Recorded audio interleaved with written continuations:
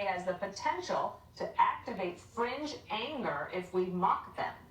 And just this week, the Democrat candidate showing up at the border. This is a humanitarian crisis because of the understanding across the globe that we now have an open border here. There are people being drawn here. They're being abused. There's all kinds of just horrific, terrible, terrible stories. And this is not a good thing for our country.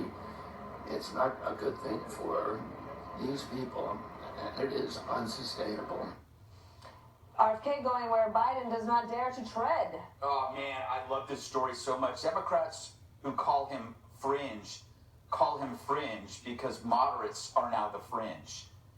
When you listen to his interviews, and I wish people would, he rejects the prison of two ideas. He wants to move past the us versus them mentality. This is something that Biden had actually weaponized. He pits people against each other. This guy wants to get away from that. He's persuasive enough to make you revisit your stances. And I know some people, you have to call out the elephant in the room, his voice. You know, how can you win with a voice like that? Well, easy. Because he forces you to listen to him. Think about how Joe Biden sounds so breezy and effervescent and says nonsense. Just nonsense. This guy struggles to speak, and every single word he says matters. Democrats shouldn't be jittery. They should be joyful. They should hope Joe Biden steps down and this guy becomes their nominee, because he could beat Trump. Trump is a brilliant debater. He's an attack dog. He feeds off anger. Anger is his energy, right? Where is RFK's energy toward Trump? None. Where's RFK's energy toward MAGA, Republicans, supporters? None. It's the opposite of Joe Biden. He actually likes the deplorables. He condemned that word. He understands blue collars where only Joe Biden fakes it. Joe Biden pretends he's his average Joe. He hangs out with steel workers like he's chums with his mechanic, or, he knows guy because he knows the name of his driver. RFK is actually the real deal. He goes out, he fishes, he explores, he reads books. I can't believe how much I like this person, because I never could stand the Kennedys, but I might have to switch my party just so I could vote for him in the primary, because I honestly do think he is a serious breath of fresh air. He genuinely sees and feels the appeal of the Trump supporter and even Trump himself. And that's why I believe Trump will have a hard time debating him, because he'll agree with him. He'll agree with RFK Jr. on the deep state, on the military-industrial complex, on the unseen and unheard Americans. I mean, I don't know. I just think this dude is a powerhouse. He's stupid to write him off.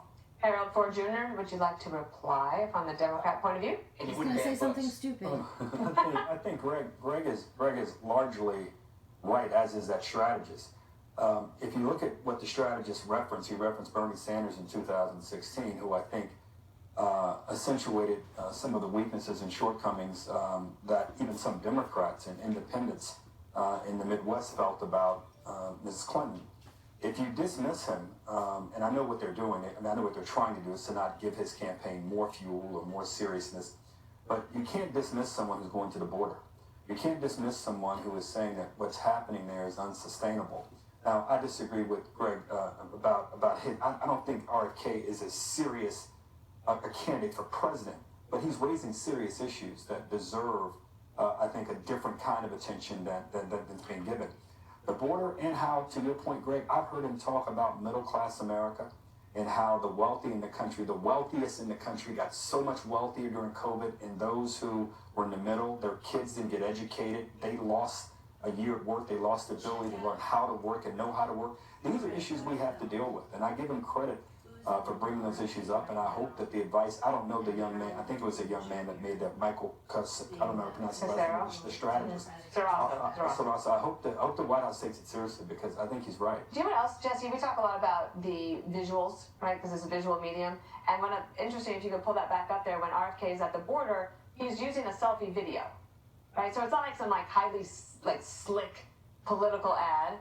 It's more authentic. This is what Beto O'Rourke wanted to be. Yeah, exactly. Interesting. Oh my gosh, that's a good point. And he point. could never pull it off. I like him a lot, but I had to, uninvite him from Jesse Waters Primetime because he did every other show in the universe except my show, so it was just a matter of honor at that point.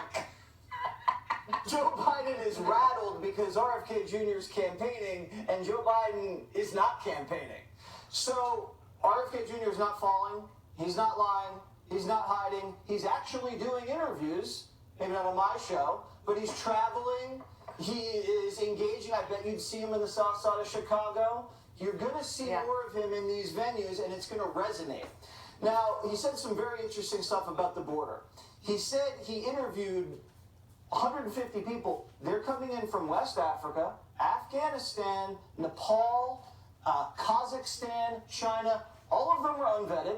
They go to the Border Patrol agents for like 24 hours, and they process them, and they disappear.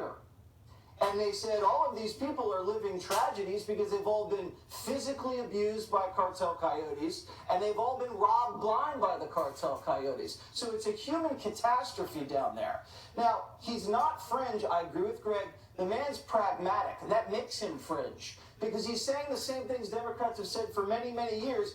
Defense contractors are getting boatloads of money to build weapons that they don't need. And big tech is censoring us, and big pharma's in bed with the federal government, and the little guy is getting screwed. If that makes you fringe, then we're all fringe. Judge Pirro, wrap us up. Okay. You know, I think that RFK is giving the Democrats something that Joe and Kamala can't, and that is a plan. Right. That is a coherent argument. That is appealing to issues that are important to us. I mean, him at the border, when I saw that, I said, good for you. Now, I know him. He was in Westchester for years. He's an environmental guy. And he is a guy who works hard. He is genuine. He believes what he believes. And whether the Kennedy name is a pro, I don't know. I mean, everybody's got an opinion. I'm not a pollster. I don't have the slightest idea. But what I know is when he talks about the immigrants coming into this country, the numbers being unsustainable, the fact that it's a humanitarian crisis, which Kamala can't say it, Joe Biden can't say it. This guy is more than an annoyance to the White House. This guy is a real deal. And I'll tell you what, he's not placating. He's not the kind of guy who's going to say, oh, you know, I believe in the assault weapons ban, and I think the election process is perfect. I mean, he's going against some of their plans. He's not afraid of that. I think that even though he differs in some fundamental issues with Democrats, as long as he stays on that one cultural issue, abortion, with the Democrats, they won't care because they see him as credible. And I think that those people who are in the pan for Joe Biden are only in the pan for Joe Biden because they hate Donald Trump. If they think that there is an alternative to, not Donald Trump, but an alternative to Joe, they're going to jump in. This is a story that's just beginning. All right, up next, America's home and lifestyle queen, Martha Stewart, going on a rampage against remote work. We'll be right back.